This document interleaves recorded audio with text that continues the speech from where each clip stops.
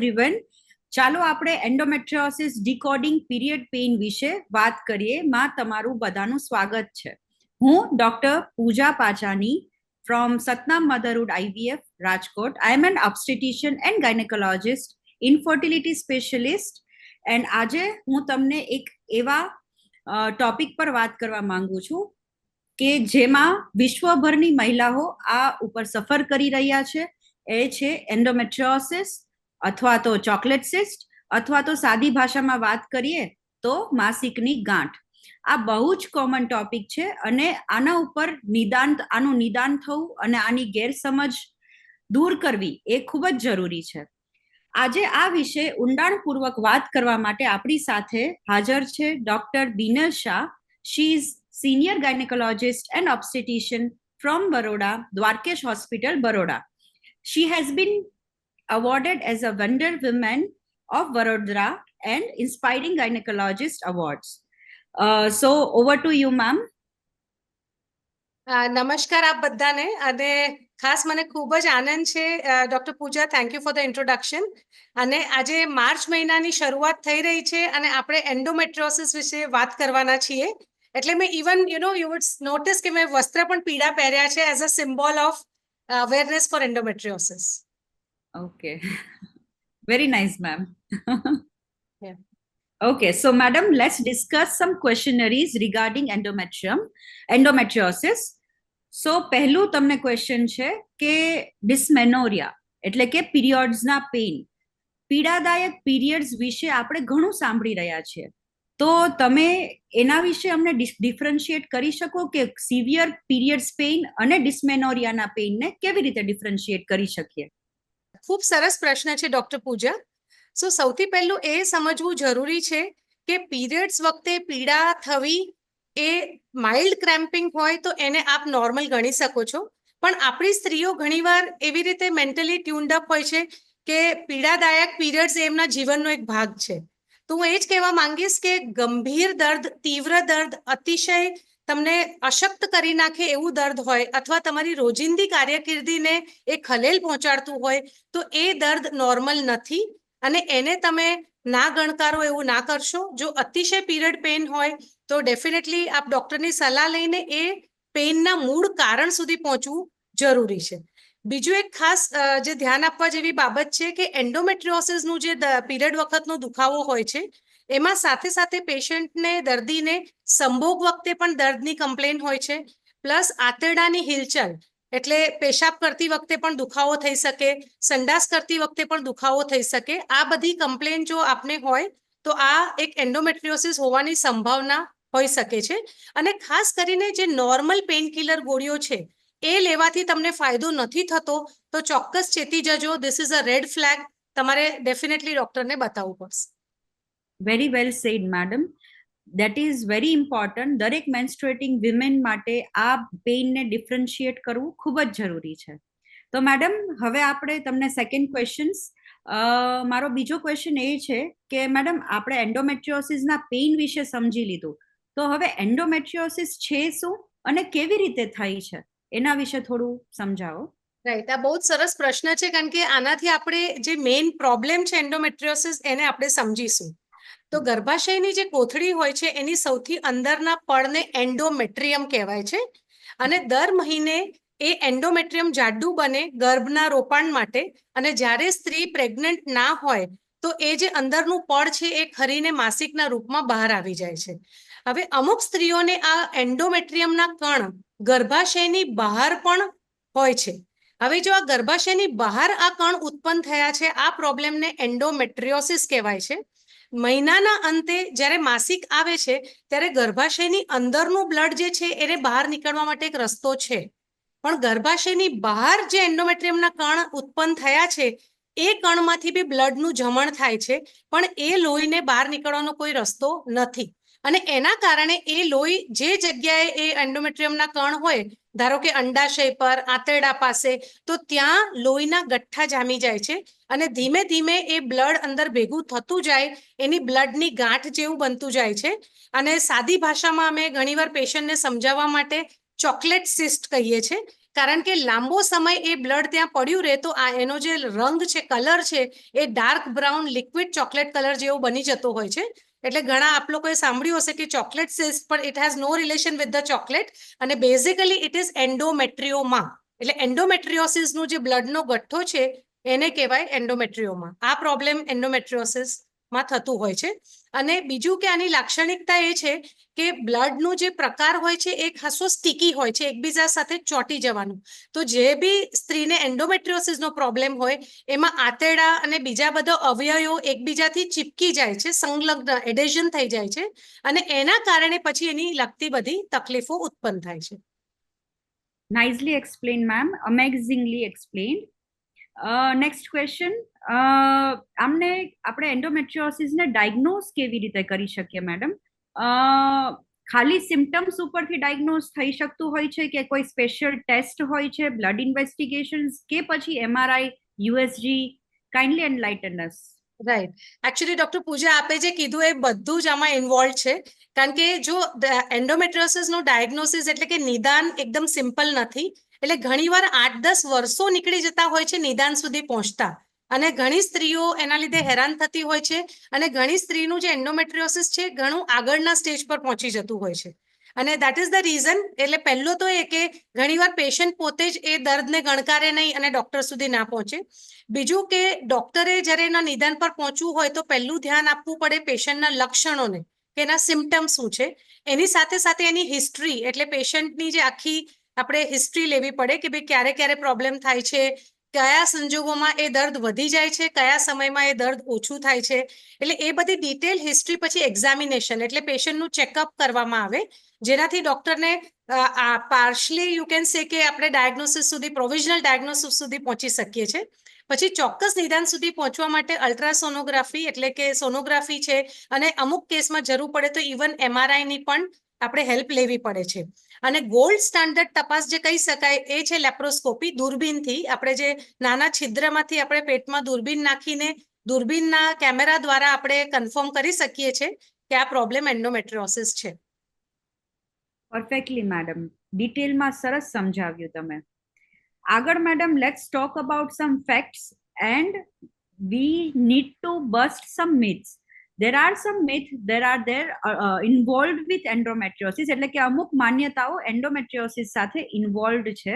તમે એમાંથી કંઈ સાંભળેલું છે મેડમ, અને એના વિશે તમે? ડેફિનેટલી. આજે અત્યારે 30 વર્ષનું જે મારો અનુભવ છે ગાયનેક ડોક્ટર તરીકે, એમાં ઘણી બધી ગેરમાન્યતાઓ સાથે પેશન્ટ આવે છે. એટલે સૌથી પ્રથમ તો ગેરમાન્યતા એવી હોય છે કે એન્ડોમેટ્રિયોસિસ એટલે ફક્ત એક ખરાબ પીરિયડ પેઇન. સો મારું ખાસ એ જ કહેવું છે કે it is not only the pain, એમાં ઘણા બધા અંદર it is a chronic condition, અને એના લીધે ઘણી બધી પરમેનન્ટ ડેમેજ સ્ત્રીના જે રિપ્રોડક્ટિવ અવયવો છે અને બીજા બધા જે અંદર ઇન્ટેસ્ટાઇન, આંતરડા, જે એની આજુબાજુના અવયવો છે, એને લાંબા સમયનું, લાંબા ગાળાનું નુકસાન થતું હોય છે. અને ઓવરઓલ સ્ત્રીની ક્વોલિટી ઓફ લાઈફ, ખાલી ફળદ્રુપતા નહીં પણ ઓવરઓલ ક્વોલિટી ઓફ લાઈફ પણ આની ઘણી જ અસર થતી હોય છે. So endometriosis is a much more serious problem than just a period pain. Right ma'am. So this is one of the myths. બીજું એક મિથ મેં સાંભળ્યું છે કે એમ કે સગર્ભા થવાથી એટલે કે પ્રેગ્નન્ટ થઈ જવાથી એન્ડોમેટ્રિયોસિસ મટી જશે. તો આ એક મિથ છે. આઈ એગ્રી કે સગર્ભાવસ્થામાં પ્રેગ્નન્સી દરમિયાન હોર્મોન્સના જે ફેરફાર હોય એના કારણે એન્ડોમેટ્રિયોસિસ થોડું શાંત થઈ જતું હોય છે. એટલે એવું કહી શકાય કે એના જે સિમ્ટમ્સ કે એની જે તકલીફો હોય પેશન્ટને એ તે સમય પૂરતી ઓછી થઈ જતી હોય છે. એ વાતમાં તથ્ય છે, પણ એ ટોટલી મટી જાય છે એવું નથી. એક વખત ડિલિવરીને બધું થઈ જાય પછી ફરી પાછું એન્ડોમેટ્રિયોસિસનું લક્ષણો વધતા હોય છે, રિકરન્સ થતું હોય છે. સો આ બધી ગેરમાન્યતાઓ છે. અને એક બીજી મોટી ગેરમાન્યતા હું દૂર કરવા માંગીશ કે ઘણી સ્ત્રીઓ કંટાળીને એમ કે બેન હવે આ કોથળી કાઢી નાખો, આ માસિક બંધ થઈ જશે ને એટલે મને બધું મટી જશે. તો એવું નથી. હિસ્ટ્રેક્ટોમી એટલે કોથળી કઢાઈ નાખવી એ એન્ડોમેટ્રિયોસિસનું એકમાત્ર સારવાર છે એવું નથી. ઘણા બધા આપણી પાસે વિકલ્પો છે. આજકાલ હવે ઘણી બધી કંપનીઓએ સરસ લેટેસ્ટ અમુક દવાઓ પણ શોધ કરી છે કે જેનાથી એન્ડોમેટ્રિયોસિસમાં રાહત મળે છે. એટલે કારણ વગર તમે કોથળી કઢાવવાના ઓપરેશનનો નિર્ણય ના લેશો. Very nicely said, madam. One more thing, there is also one of the myth જેના વિશે હું તમને વાત કરવા માંગીશ એ છે કે મેડમ ઘણા પેશન્ટ એવું બી સમજતા હોય છે કે મને એન્ડોમેટ્રિયોસિસ છે, મને એન્ડોમેટ્રિયોટિક સિસ્ટ છે, તો મને પ્રેગ્નન્સી રહેવામાં બી પ્રોબ્લેમ થશે, એટલે કે ઇનફર્ટિલિટી બી થઈ શકે છે. તો આ કેટલું સાચું છે મેડમ? ના, that I would say કે it is not a myth અને it is actually a fact કે એન્ડોમેટ્રિયોસિસ ડેફિનેટલી પ્રેગ્નન્સી ગર્ભધારણ કરવામાં એક તકલીફ આપી શકે છે. કારણ કે હમણાં જે મેં થોડી વાર પહેલા કીધું હતું કે આ એન્ડોમેટ્રિયોસિસનું જે જૂનું જામેલું બ્લડ છે એની પ્રકૃતિ જ એવી છે કે એ સ્ટીકી બનાવી દે છે. એટલે આંતરડા છે, ફેલોપિયન ટ્યુબ છે, ખાસ કરીને અંડાશય ઓવરી, એ ઘણીવાર ગર્ભાશયની પાછળ ચોંટી જતી હોય છે. એટલે જ્યારે પ્રેગ્નન્સી માટે ગર્ભાશયની જે થેલી છે એની બાજુમાં અંડાશયની થેલી હોય જેમાંથી સ્ત્રીબીજ ફૂટે છે. એ સ્ત્રીબીજની ઓવરી અને ફેલોપિયન ટ્યુબ એટલે આપણી નળી, એ બંને સાથે સાથે હોવી જોઈએ, જરૂરી છે. દેટ ઇઝ અમારી ભાષામાં એને કહેવાય ટ્યુબો ઓવેરિયન રિલેશન. કારણ કે સ્ત્રીબીજ તરી નથી શકતું. એટલે અંડાશયમાંથી જ્યારે સ્ત્રીબીજ ફૂટે છે તો નળી નજીક હોય તો જ એ સ્ત્રીબીજને પિકઅપ કરી શકે. એન્ડોમેટ્રિયોસિસના કારણે અંડાશય ગર્ભાશયની પાછળ ચોંટી જતા હોય છે, ઘણીવાર એના પર આંતરડા ચોંટી જતા હોય છે. એના કારણે આ સ્ત્રીબીજ છૂટીને અંદર નળીમાં નથી આવી શકતું, પ્રેગ્નન્સી રહેવામાં તકલીફ થાય છે. પ્લસ ઘણીવાર એન્ડોમેટ્રિયોસિસના કારણે આખું ઓવરીનું જે આપણે કહેવાય ને કે વાતાવરણ, માઇક્રો એન્વાયરમેન્ટ ઓફ ધ ઓવરી, એ આખું બદલાઈ જતું હોય છે. એટલે એના લીધે ઘણા બધા ફ્રી રેડિકલ્સ ને બધું જનરેટ થાય, એટલે ઈંડાની ક્વોલિટી પણ ખરાબ થઈ જતી હોય છે. એટલે આવા ઘણા બધા સાયન્ટિફિક કારણોના લીધે એન્ડોમેટ્રિયોસિસ વાળા પેશન્ટને પ્રેગ્નન્સી રહેવામાં તકલીફ પડતી હોય છે. Even to the basic point કે જ્યારે અમે સંબંધ રાખવાનું કહીએ તો એન્ડોમેટ્રિયોસિસના કારણે કપલને સંભોગ કરવામાં બી તકલીફ પડતી હોય છે. Rightly said ma'am. હવે મેડમ એન્ડોમેટ્રિયોસિસના ડાયટ અને લાઇફસ્ટાઇલમાં એનું શું ભૂમિકા ભજવે છે? ડાયટ અને lifestyle. Right. So I would say કે ખાલી એન્ડોમેટ્રિયોસિસ નહીં, પણ ઓવરઓલ આપણા ઓવરઓલ સ્વાસ્થ્ય માટે અને કોઈ બી બીમારીને કંટ્રોલમાં રાખવા માટે, નિયંત્રણમાં રાખવા માટે આપણી એક જીવનશૈલી એટલે આપણું યોગ્ય ખોરાક, આપણું એક્ટિવ લાઈફસ્ટાઈલ એ ખૂબ જ જરૂરી છે. એટલે આનાથી એન્ડોમેટ્રિયોસિસ મટી નહીં જાય, પણ તમે એને ચોક્કસ નિયંત્રણમાં રાખી શકશો. એટલે જેવું કે સ્વાસ્થ્ય પ્રદક આપણે જે ખોરાક કહીએ, ફળફળાદી છે, અતિશય તીખો અને તળેલો અને બહારનો બજારનો ખોરાક અવોઇડ કરવાનો, અને ફળ, ફ્રૂટ, સાલડ અને બધા ઓમેગા વાળા જે ફ્રૂટ્સ છે એ બધું તમે લઈ શકો છો, જેનાથી કે તમારી ઓવરઓલ હેલ્થ સારી રહે. અને સાથે જ એક્સરસાઇઝની દ્રષ્ટિએ આપણે જોવા જઈએ તો યોગ્ય કસરત, એટલીસ્ટ રોજનું 1 કલાક માટેનો વ્યાયામ છે, નિયમિત ચાલવાનું, યોગ, એટલે આ બધું તમારી જીવનશૈલીમાં હશે તો તમે એન્ડોમેટ્રિયોસિસ અથવા બીજી કોઈ બી બીમારીને સરસ રીતે નિયંત્રણમાં રાખી શકશો. Right ma'am. મેડમ એન્ડોમેટ્રિયોસિસના પેશન્ટને પોતાના ફ્રેન્ડ્સ અને ફેમિલી તરફથી શું મદદ મળી શકે? એટલે સૌથી પહેલું તો એ જ કે એની જે કમ્પ્લેન છે એને સિરિયસલી લેવું. કારણ કે ઘણીવાર આપણે જેમ હમણાં સ્ટાર્ટિંગમાં વાત થઈ હતી કે સ્ત્રીનો જન્મ લીધો છે એટલે પીડા તો સહન કરવી પડશે, તો એ તમારે માન્યતામાંથી બહાર આવવું અને ખરેખર જો સ્ત્રી આ રીતે કોઈ હેરાન થતી હોય તો એના જે સિમ્ટમ્સ છે એના પર ધ્યાન આપીને એને યોગ્ય સમયે ડોક્ટર પાસે લઈ જવું, અને જે જરૂરી હોય એ તપાસ કરાવીને એ પ્રમાણે એને સમયસર સારવાર કરાવીએ તો એન્ડોમેટ્રિયોસિસને આપણે ખાસું કંટ્રોલમાં રાખી શકીએ છીએ, નિયંત્રણમાં રાખી શકીએ છીએ. એટલે મેઇન આ જ સપોર્ટ જરૂરી છે ફેમિલી મેમ્બર્સ તરફથી. જે ઘરના કરી શકે એ કદાચ ડોક્ટરથી બી નથી થઈ શકતું. બરાબર. ડોક્ટર સુધી લાવવા માટે પણ ઘરના લોકોની જરૂર છે. જરૂર પડે છે. રાઈટ. મેડમ, શું એન્ડોમેટ્રિયોસિસનો કોઈ પરમનન્ટ ક્યોર છે કે પછી એની સતત દવાઓ, મેનેજમેન્ટ લેતું જ રહેવું પડે છે? રાઈટ. એટલે ફ્રેન્કલી સ્પીકિંગ આનો કોઈ પરમનન્ટ ક્યોર નથી, અને સાયન્ટિસ્ટ હજી ઘણું બધું રિસર્ચ કરી રહ્યા છે.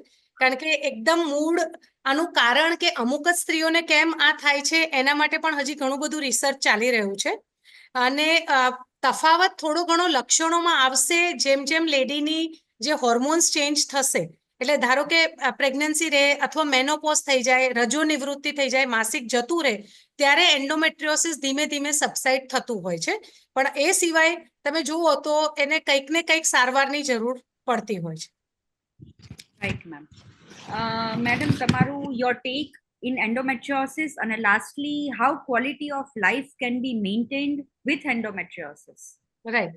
Yeah, so I would like to say to everybody કે endometriosis is real, મતલબ આ એક વાસ્તવિક સમસ્યા છે, આ ગંભીર સમસ્યા છે અને definitely it asks for our attention, એ આપણું ધ્યાન માંગી લે છે અને આની સમજણ બહુ જ જરૂરી છે, એની સાથે સાથે આની જાગૃતતા. સો આઈ વુડ રિયલી એપ્રિશિએટ કે આની જાગૃતતા આપણે આજે ફેલાવી રહ્યા છે અને જેટલા લોકો આ સાંભળે એટલા બીજાને બી આ પોડકાસ્ટ શેર કરે અને આનીમાંથી આપણને જે ઇન્ફોર્મેશન મળી છે એ બધાને શેર કરજો. આની જાગૃતતા જેટલી વધશે એટલું આનું નિદાન સચોટ અને સમયસર થશે. જેટલું સમયસર નિદાન થઈ શકશે એટલી એ સ્ત્રીની જિંદગી સારી થઈ શકશે અને સરળ થઈ શકશે. અને I would say that quality of life is very important, કારણ કે ખાલી જીવવાનું અગત્યનું નથી, મતલબ you just don't live in years but you live in your deeds. એટલે ડીડ્સ એટલે પ્રોડક્ટિવિટી, રાઈટ? તો એક સ્ત્રી ત્યારે જ પ્રોડક્ટિવ થઈ શકે છે કે જ્યારે એ પેઇન ફ્રી હોય, એ હેપી હોય, તંદુરસ્ત હોય, ત્યારે એ સરસ રીતે કાર્યક્ષમ થઈ શકે છે. સો આખા સમાજના પ્રગતિ માટે જરૂરી છે કે સ્ત્રીની the quality of life of a lady is very important. Thank you ma'am. Thank you doctor Binal Shah. આટલું ડિફિકલ્ટ અને જટિલ ટોપિકને તમે એકદમ સિમ્પલ વર્ડ્સમાં અમારા વ્યુઅર્સ સુધી પહોંચાડ્યું છે. આના માટે ma'am lots and lots of thank you, and it's a wonderful job from your side. So viewers, જો તમને શંકા છે કે તમને એન્ડોમેટ્રિયોસિસ છે કે તમને એન્ડોમેટ્રિયોસિસનો પેઇન છે, પ્લીઝ તમે આના માટે રાહ ના જુઓ, તમારા નજીકના ગાયનેકોલોજિસ્ટને આજે જ સંપર્ક કરો અને આવી નવી જાણકારી માટે પ્લીઝ આ સેશનને લાઈક કરો, સબસ્ક્રાઇબ કરો. આવી નવી માહિતીઓ માટે લાઈક કરો, સબસ્ક્રાઇબ કરો at Bayer for Her and Bayer for Health. Thank you, Bayer, for giving us a great opportunity for this session. This was an enlightening session from Dr. Binal Shah.